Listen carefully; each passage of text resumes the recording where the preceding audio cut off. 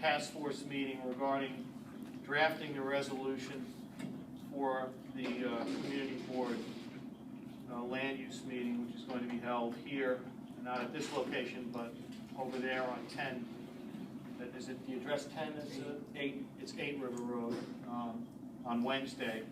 We left off that we would put together either resolutions, draft resolutions, or we would simply put together either summaries or go through the questions that had been answered, and also put together information that we think is important for this particular application regarding not only the land use rules but also the issues that are important to the community. So with that, I think probably what makes sense is to start, let's discuss what was submitted by Larry, if that's okay with everyone. So Jeffrey, you all right with that? Yep, that's fine. And David and Ellen, you all right with that? Yep. Okay. Everything's on tape, by the way, and you can film, the rules actually are that you can film any community board meeting, so you don't need my permission anymore. You're allowed to film it, no problem. Thank you. All right, sure. So let's start. Larry, actually, if you could talk a little bit about the early stuff here, the beginning stuff that you put together, we talked about in the last meeting, but just go ahead and let's review that part of it, and then go into what your other resolutions are. And can we get copies of what you're looking at or not? Is that right? No, not right now. We'll well, do we have extra copies that we can hand out or no? I do, but it's up to you if you want to. Let's discuss it first, and then we'll come back to you on it. Larry, go ahead. Well, the first basically page basically summarizes the process we went through and the issues that were raised during the review, the meetings we had. Jeff was putting that out, as I remember, and outlines the generally states the concerns of the residents, which focused around traffic and disruption to the streets and to the bridge and the helix. The strong desire to reduce traffic and look into marching. Yeah, let's start with the first. Why don't we just start with that first resolution one, and not. Okay, Let's just yeah, not. We spoke about it before, but right. Just go through the specific language of that resolution. In addition to the general concerns that the residents raised, there are 4 applications that are technically that are really before the board in order to facilitate the project. And among my concerns is that the applications themselves, if adopted as proposed, would allow development of things other than the project. Should Cornell drop out anytime during the process? Should even Cornell decide to do something else? It's a very open-ended proposal. The disposition of property is pursuant to zoning, and we're going to have a commercial zoning. They're proposing a commercial zoning, which means development could potentially be all commercial uses.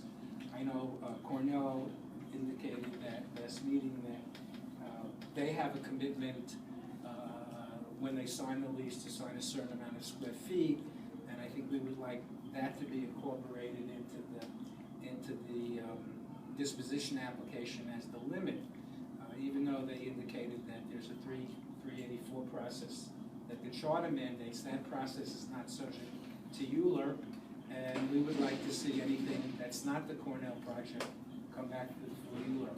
And the Planning Commission has done this in the past on other projects. So I don't think it's off the wall to limit them to the amount of square feet that was basically studied in the EIS as the worst case analysis. I think there may be some additions that Jeff has proposed that make sense. That's the disposition application. Okay, so let's just deal with that. So that's basically saying resolve that the application for the disposition of city property is approved, subject to condition that the use of property be limited to a college or be limited to a college or university campus and related research and commercial uses with a maximum of 620,000 GSF is gross square feet of academic space, 800,000 gross square feet of faculty and or student housing, 25,000 gross square feet of conference facilities, 145,000 gross square feet of hotel, and 25,000 gross square feet of campus-related retail. So that's what Larry is proposing on this first issue. Now, Jeffrey, did you want to make some comments, because you had some Sure. thoughts about that? So, and just to preface, the report changes that I had made, some of them were further clarifications from my understanding of proceedings and the hearings that we have had for this last year or so. So I wanted to make sure that those comments were incorporated, and obviously they're not as important to discuss, but I thought it was necessary to make. Concerning the disposition of the property, I think I alluded to it the last public hearing. The issue that I have always had with the project is the concept of the commercial co-location. The number of square footage seems to be a large variance, and that seems to be a huge focus of the project, is to have the commercial co-location component both be predominant use and to also to be a large factor of the campus. There's a little bit of reticence on my part, and from some of my own dealings with the public, in the sense that both we don't have a commercial district on our island, that it would forever change the contour of the island itself, and to have a bulk use of that nature, really was somewhat disturbing to others. And a lot of the issues, it seems to me, with both the speed of the construction and whatnot, the square footage seems to be directly tied in with the commercial co-location. And Larry's language, as originally proposed, is not as strong as mine as the limiting of the commercial aspect of it. But what I have proposed is, number one, in two sets, that the condition of use of the property be limited to college or university campus and related research, and to limit it to incidental commercial uses versus to certain commercial uses that are relating to the school, and only with whose services and intended purposes serve the local college or university campus. Again, it's intended to restrict the commercial use that's being provided, is to be one in which it's incidental for the commercial use, or for the uses of the campus itself. And my thinking also is twofold. I mean, if we're really looking, and the reason why Long Island State, for example, was here during some of the hearings to be an advocate for the project, is because they strongly believe that they have the resources to be able to support a commercial district of that nature, which they do. If you read the prior articles of the project itself and proposals that have been put forth by Cornell, one of the lacking aspects of this location and what they're striving to create is a similar situation that they had that was with Stanford out in Silicon Valley. But there they had commercial parks abundant and adjacent to the school itself, so it created that synergy. In my opinion, we don't necessarily need to have that here on the island. The city's transportation and infrastructure are one in which, and with technology that we have today, are one in which that type of synergy can exist, whether it be on this island itself or be across the river in either direction. So the changes that I've made and I've suggested to Larry's is twofold. One, for those limitations of the corporate use, and the second is for the purposes of the phasing of the building. The second be it further resolved. The reason being is that if any of you are aware and follow some of the industry regs, Cornell has publicly said with their real estate consultants that they will surpass what the city's asked for them in 2017 in the development. It seems to me that the concern of the island is both the speed and the growth of this project, the impact of the construction means and methods and whatnot. It would seem to me that the question is not whether or not we should accelerate the growth and the phasing, but whether we should be scaling it so that it actually fits and mirrors the resources that are available. So those are the two, by and large, the two changes to Larry's resolution that I put forward there. Right, Ellen? So how would you propose that they get to these Long Island City facilities, co-location facilities? Well, I mean, that's a good question, but it's also one in which we don't have, there's public transportation that is available. There are, I mean, in this day and age where, for example, many of us are conducting business around the world and by use of both computers and technology, the need for the presence, the physical presence, be directly on the campus, I think is limited, or is not as great as it used to be. So I don't necessarily think that it's within our, I don't necessarily think it should be such a huge concern in that sense, because I do think that there are other campuses, other businesses, other schools are able to do so in disjointed locations. When you talk about the corporate co-locations, maybe I wasn't clear, but I always assumed that the other uses that were not Cornell academic uses were businesses that were involved in the research and technology aspect of it. So that if it were, a research firm or a testing lab or whatever, that's what it meant. That we weren't going to have, the national offices of a corporation here that dealt in a lot of things, but that these were based, research and technologically oriented businesses and labs. So the problem that I have with that is that number one, it's not as strong of an assumption or not as strong of a statement. It's one that's an aspirational goal. The second is that both in the draft EIS and publicly, Cornell has openly stated that the development of these commercial spaces will be given to a separate developer.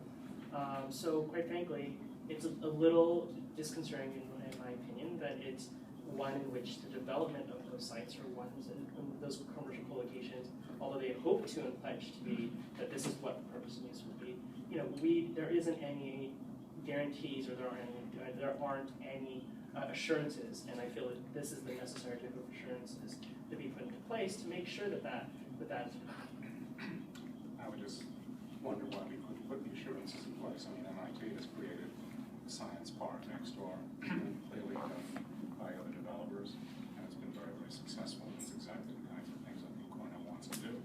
And to get that kind of thing started, maybe we want to put a limit on the amount of square footage, or maybe we want to define it better. And I don't think we want to include research, technological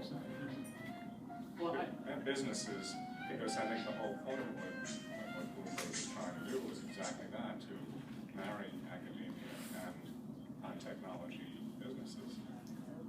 could you maybe be specific as to what when we say this amount of square feet, what those uses should be limited to, so that we can get a sense of it's clear, or I think the term co-location, corporate co-location, is a very nebulous term, and it's certainly not a zoning term. Right. So if we can think of something in terms of describing those type of uses that we want, and if necessary, those type of uses that we don't want, that would just be helpful. Right. That would be actually a fairly helpful Right. suggestion. I think that would be good because We could probably pull it right out of the zoning. I can't put it in my head. Because the zoning defines the uses very clearly. Listen, and I'll tell you, I mean, I always have to, the way we have done this, quite frankly, is I've drafted it to be the most opposite direction or the most extreme, the exact purposes of this, for us to be able to discuss and flesh out, how the term should be. So quite frankly, I may put this strong stance in my opening statement, but the reality is I'm open to that change. I just want, as drafted, there was no definitive term in that sense.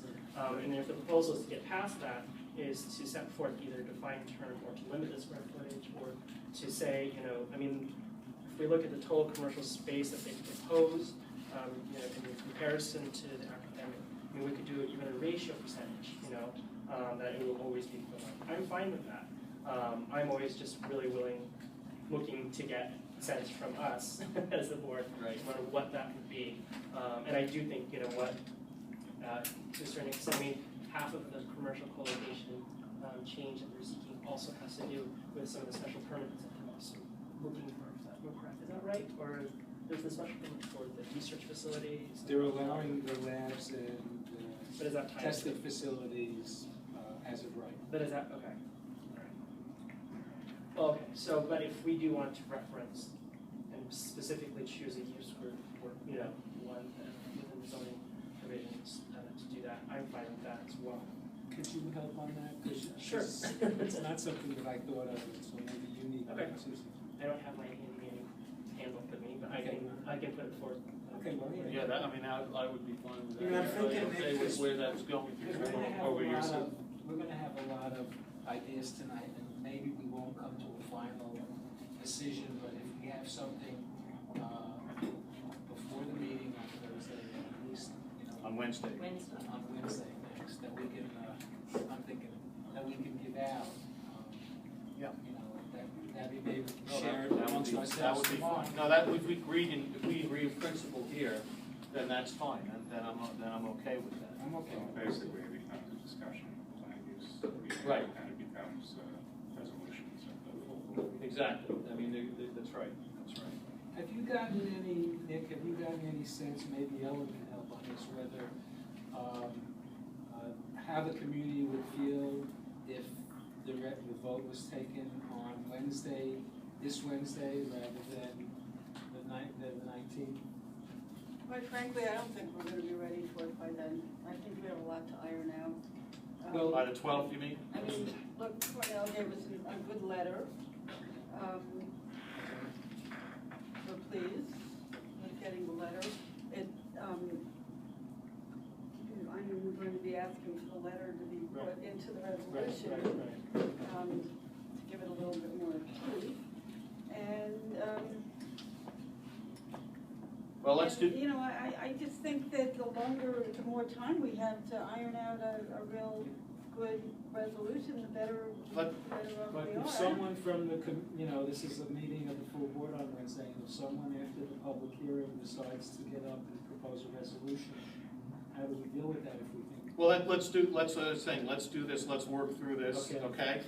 After we work through it, we'll talk to Ellen's point and discuss it, but I think we should at least work through what we have here and see what we get. And then we have to figure out what, you know, what makes sense based on that. Okay, so can you explain the process here? So let's say after, on Wednesday, somebody stands up and says, I move to accept it. If someone No, you know, we have to vote on that. Yeah. Someone makes a resolution on Wednesday and says, you know, either opposed or not in favor or whatever, the board takes a vote. So if it passes that resolution, then that's what the will of the community board is. But So we have to don't do we that. have the ability, at least as a committee, to report, make a report? We could, And at least say that, you know, as a committee, we thought this out, this stuff to work out, we think we have a resolution, we're working towards a resolution, and we would recommend to the board that maybe we don't vote. I don't know, but I think, I think, and I think maybe this chair, you need to, I don't know, but I think we need to. well, that's the point. I mean, that's why I wanted to work through this here to see how much we've been able to Right. accomplish tonight. That's the point of what we're doing. If I think that we get, you know, enough in here, then I might say we're better off doing it on Wednesday. If it's not, the one, as I said, the one disadvantage of voting next week is that meeting isn't going to be here. It's going to be in Manhattan. So, you know, and so my preference is actually at this point is to do it this Wednesday, just because it's going to be here and we're going to have the input from everyone. People will be able to get to it from Roosevelt on. The full board will be able to hear all the comments from Roosevelt on. It's going to be fresh in everyone's mind. If we move it to the 19th, then we're taking it in Manhattan.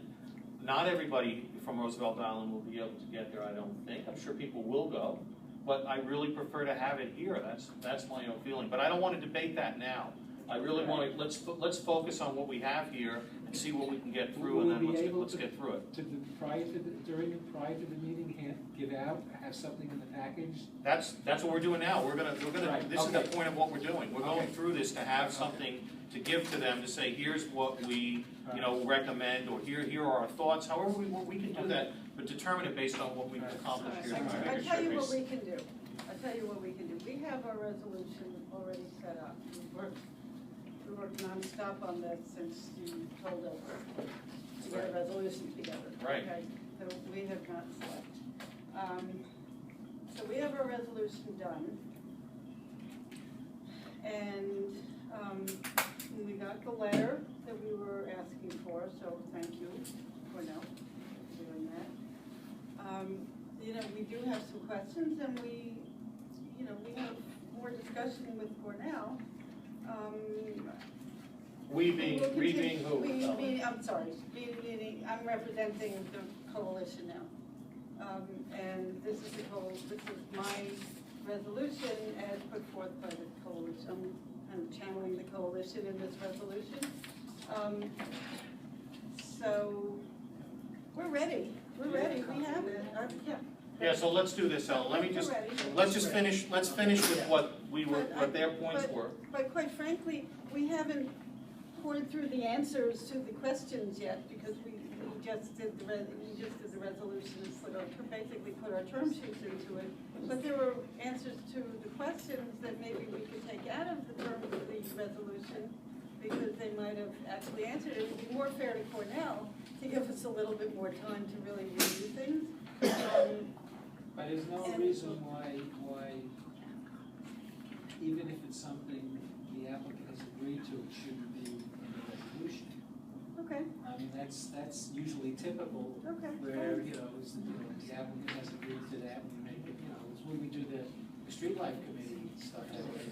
And if I just make because you've seen at least one draft of the resolution, and if I can make a point, because the changes quite frankly, changes what we've written here is by right law, or dealing directly with the zoning text changes. Right. And I think what Larry and I kind of punted on was the last resolution, the last be it resolves, which are the community wants and concerns, and that's exactly what Ellen's group has. Right. So if we can work through these three preceding actions first, have seek some sort of kind of confirmed resolution consensus where we're going with those. Right. Then we can tackle. Then we'll go to Ellen, so that's what I would like to do. Yeah, that's okay with Yep. Oh, maybe you saw maybe you saw that the resolution would change it. Okay. I don't know. Well, either way, we'll get to it. So let's go ahead and work through. Okay. Let's work through the language on the land use side of this thing, and then we'll go over Ellen to what your community group put together. Okay. So the second be it further resolved. So we're comfortable with the language of the first. We're comfortable there. That if we can put in essentially to define it a little bit more, is that what I would probably do is say that any and all proposed corporate co-location use be strictly prohibited to use group or description group. It's period, and then we just leave it at that. So it'd be simple enough to drop in. Okay. And then the second part of it is again to the phasing aspect of the building between the 2017 completion and the 2038 completion. Okay. Being in the business of making buildings happen, sometimes you're better off just getting it done and over with. Right. Therefore, Cornell wants to move faster. I can actually maybe in the interest of particularly if they're going to move faster, it may facilitate their using means and methods that are other than trucking. Because the economies that they may gain from barging and other things that I can't think of at the moment may wind up being very favorable. Right. I don't think we want to limit how quickly they grow. I think we want to make sure that if they're going to build, that they're going to build in a way that is respectful of the life of the island. And I guess my feeling is that they have put forth in their phasing the DIS the reasonable worst case amounts, and that those numbers that, by the way, as to the phasing that I've included here are the same. It's reflective of the same exact phasing. It's not decreasing what they originally proposed under the reasonable worst case scenario. It's just asking that it's resolved that scenario that was provided, which is, quite frankly, in my opinion, is both reasonable and allows a certain amount of fudge room for accelerating certain components of the building to be maintained and to continue. So that's where I was coming from in that sense. I didn't fully understand what you were saying. I would also say that the faster we get critical mass, the better it's going to function for Cornell and, quite frankly, for the island and possibly for Long Island City. Because I think you're right. I think ultimately, if this succeeds, we're going to see a tremendous boom in technology companies right nearby. A la MIT, a la Silicon Valley, a la what other smaller universities are doing, and what Columbia is doing right in Manhattan. They want to have co-location with technology companies with their campus. The thing is, if the phasing is different, especially if more of the development is moved to an earlier date, it changes the impacts because No, I everything, understand. so that's. Well, I just wanted to understand where you're coming from. I don't expect them to do 2030 by 2017, but I don't want to make it inflexible for them either to, within some range to be able to speed up a little bit or even slow down. I agree. I think if they could do this with consideration for the community, then I don't see any reason why they shouldn't be speeding it up as much as they have to. But as long as they consider the community and whatever they're doing, so that they don't impact negatively on us, I don't see why they couldn't, build it when they see fit to build these things. I might be hung by my group, but I just think that business decisions should be allowed. They should be able to make their business decisions and their educational decisions the way they see fit. I don't see we should be. There are all kinds of opportunities that come, like they got a $300 million grant from an alum. Who knows when the next $300 million grant is going to come? That's an opportunity that shouldn't sit for 10 or 15 years. No, I do agree. I mean, as you all know, I represent owners and developers in huge swaths of projects. I mean, from a business perspective, I completely agree. But the site logistics of this project is what worries me. If you, as you know, if you increase your production value, even if you're able to recapitalize because you can increase in bulk, it's much different in what sense in the project delivery for here because we have to deal with means methods, whether it be barging, whether it be trucking through a single spinal access road. These are the things that I think will be, as Larry pointed out, directly impacted by any small measure of increase of construction and production. I mean, there's something to be said where in 2018, 4 years, they have a certain amount of growth, and then in 2038, there's an explosion of growth, but it's over a 20-year process that final phase 2 will be completed at, where they can measure out and build to. I'm looking to see is that where they say this is phase 1 in 4 years, that as we've alluded to, that we're not talking about saying since the market is at that value now, we should be able to build as quickly as we can, to beyond that, because I do think that the environmental impacts on this local community would be that much more severe for that increase. I don't think Jeff's language precludes them.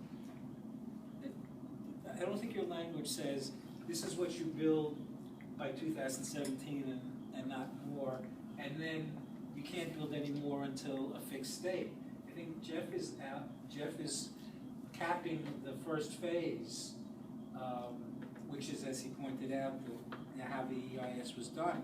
I don't really think it says, well, if they want to go ahead and do some of the other things earlier, even though they said there was going to be a several-year gap between the first phase and starting construction on the second phase, that precludes them. No. And in fact, if we want to give them little wiggle room on even the first phase, sure. Words like approximately or something Sure. like that. Right. I just think as long as you give us Okay. Well, I mean, I'm not a builder, but I would think that there would, if you were going to be, it would be more cost effective to do a lot of things all at once, And if you're gonna be barging, you know, you're gonna have to, you know, you do it all at once. Not necessarily. I It'll mean, be cheaper than doing it gradually. your first, especially with projects of this bulk, your first punt at it is going to be the most expensive because you are actually learning the site logistics, and you're actually doing your pricing, and you're doing a lot of ironing out. It's like your test run, let's put it this way. Atlantic Yards, the B2, B3 project, the reason why they're going with one building first in their modular construction and then building in bulk the vast majority of it is because the cost efficiency of it is going to be outrageous to build the first one, but they'll be able to recoup those, as they've said, and the studies have done, in the second and third towers, which they'll be able to build in an explosion of growth, much like contemplated here as they put forth. And in terms of financing and things like that, you know, it probably takes, this is a large project, it probably gets done over a period of time.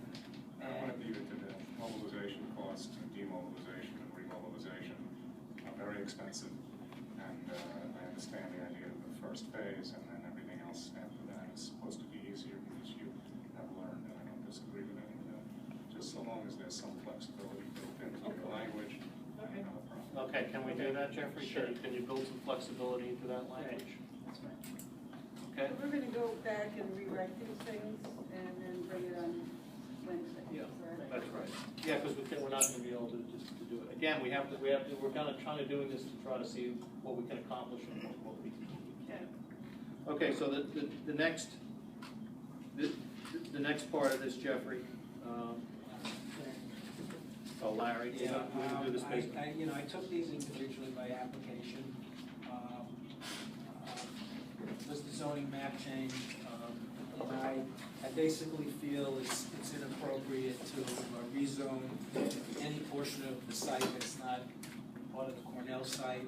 I think we have to, as island residents, we can visit that at such time as there is a proposal for development. I'm certainly nervous of zoning in C4, despite the fact that I think Cornell should be praised for trying to protect the promenade, but having a C4 on land that's under REAC's jurisdiction troubles me, even though they're exempt from zoning. Having hours during which the promenade must be open, which is more restrictive than what exists now, troubles me. And when REAC relinquishes control of the land, the city chooses to develop that site, it's going to have to go through a similar series of applications because the city's going to dispose of it to some entity that's private, and there will be public review at that time. So that's my recommendation is just to rezone the Cornell site. So this is the resolution here that you're saying that this application for a change, resolved that the application for a change to the zoning map is approved subject to the condition that it does not include property that is outside of Cornell's development site, described as property bounded by the North Loop Road, East Loop Road, and we're proposing a change to that name to be East Main Street, right? Is there any more language on that, Larry? No, that's the zoning map. And then Jeffrey, you had some thoughts about that? I mean, again, going back, and this is a team conversation about, the commercial co-location. I actually had proposed, and I'm rethinking all of this, so, but I originally proposed that the zoning map change would be approved, but the C45 zone change should not occur, and it should remain zoned as an existing R72 zone. And then inclusive of Larry's does not include properties outside of Cornell's development site. But if we are going back, but that was originally drafted to keep. This was originally drafted to keep in congruence with, as I originally had drafted, the most extreme position as to the first disposition as being completely limiting, no commercial use except for incidental use facilities. So I'm willing to back off on it. I guess Larry understands that I too I've always had an issue concerning the change of the zoning designation to C45. I think you're changing, again, the contours and the characteristic of that part of the island. And it just seems to me, in the sense of the zoning tax or zoning map change, that it seems to be just an incongruent change in use. So, and I guess the only benefit, correct, that to change it to C45 zone would allow, number one, for the commercial co-location use to proceed further, and some of the waterfront bulk usage. Is that? I mean, They need the commercial because they're going to have commercial uses, even if it's only 25,000 square feet of retail. You can't do that without a commercial zone. You can't put a hotel in without a commercial zone. If you know, even though we don't have commercial zoning on the island, we have commercial uses, and that's only because REAC has the ability to override zoning. I mean, there's a way to do it if you're concerned about having a commercial zoning district on the map that would allow, in the special district, within all the residential zoning, certain commercial uses.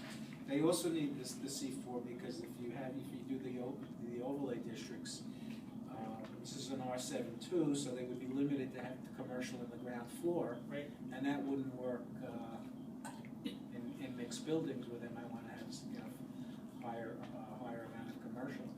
So. I guess Larry's. I'm fairly comfortable with Larry's coming from, but I want to hear from everybody else too to see what your thoughts are. Very simple and straightforward. Ellen? All right. Are we all right with that? Yeah, I'm fine with that. Like I said, when I originally drafted it, was more because of the original thinking when I all together. No, your thoughts are valid, Jeffrey. I'm glad you're doing it. So anyway, okay, if we're okay with that, we'll move on. I proposed some changes to the zoning special district, and rather what I did was like a typical old city planner method. I took the sections that I wanted to modify and amended and added an attachment. Just quickly to go through them, section 13311 is allowing the use group 17, which are research, experimental, and testing laboratories as of right. They're basically, other than in mixed-use districts, not allowed as of right.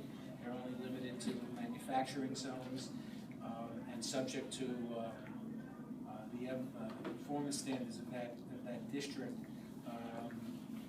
So, but I added a sentence to that section requiring that they meet the M1 zone performance standards of an M1 district and then performance standards of other manufacturing districts. Okay, 11325 would allow the commission to make bulk modifications by an authorization. We've already given them a fairly flexible set of bulk regulations, and I think that any additional bulk regulations that may be bulk modifications that may be necessary should be handled like most of them and go through a full ULURP by a special permit rather than authorization.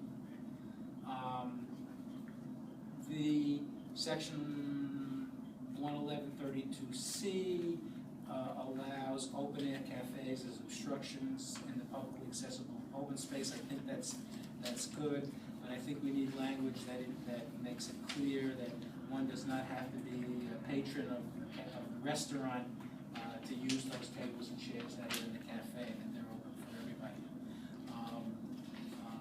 This is in publicly accessible in the open publicly, space. yeah. See, in publicly accessible open space, you're not certain things are not permitted. Yeah. But they're That's- making cafes permitted. That's fine. Yeah. Okay. 13350. This is the phasing section. Certain things have to be certain parts of the open space have to be substantially complete, depending on the amount of square footage they build. I think it's a good regulation because it ties provision of the open space with the phasing, so you're not going to. The open space doesn't have to wait until the end of the project.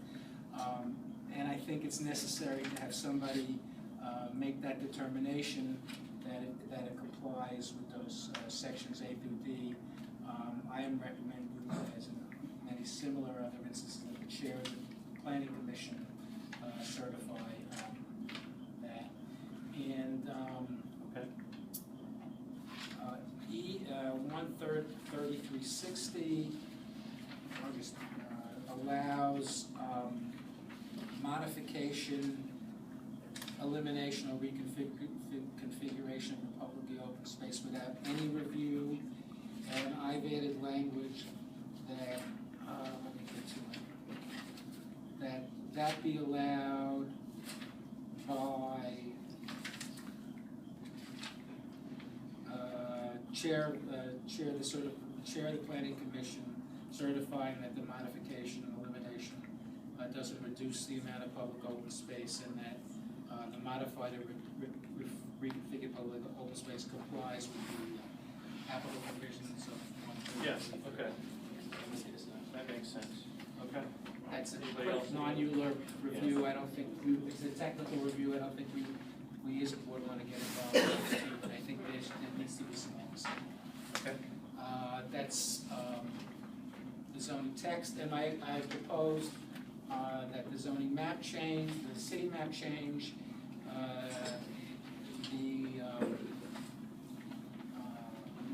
condition that rather than call the street East Loop Road and West Loop Road, just didn't make sense to me that they extended Main Street, East and West Main Street, to just south of the sports park. And for some reason, south of the sports park, they named the street East Loop Road and West Loop Road. Main Street is the street here on the island. In fact, there was a big fight over here because these buildings the only buildings that don't have a Main Street address. The Goldwater Hospital's address is 1 Main Street. I don't think it's a big deal. I know the borough president Yeah, we discussed this at has the the last ultimate meeting. decision, Right. but we should just call it Main Street. Yeah, East and West Main it's Street. easier for everybody, that's all. I'm okay. So, and then I added, after that, I added additional conditions which were not specifically tied to the specific ULURP actions, which probably some of which are included in Ellen's recommendation that the amount of truck trips be reduced by 25%, utilizing alternate means such as barging, that we limit the truck hours from 9 a.m. to 5 p.m., damage to the streets, hills, and the bridge that may be caused have to be repaired for and paid by Cornell. Cornell designate and pay for a construction coordinator, meeting regularly with the committee and the community board, and also they could pay for and designate a community liaison who would continue to operate after the project. And they do respond to those questions if they're That they assume the cost of, as they indicated that the red bus service would have to be increased, and that they assume the cost of that, and making their facilities available for other residents. Okay, so let's do this. I think we have a pretty good idea on the technical aspects of this, that Larry and Jeffrey, you guys did a good job. You can put those together with the comments that we've made, and I think we have something there. Maybe what the best thing to do, Ellen, is to kind of go through what your issues are, because that's really we call the softer part, but that's really what the concerns are of the residents, and that's important. So we need to let's work through that. We also have I have the questions here that were submitted and the answers here, so we can refer to that if we need to. But you've gotten a lot of information also, Ellen, I guess, that you can talk to, right?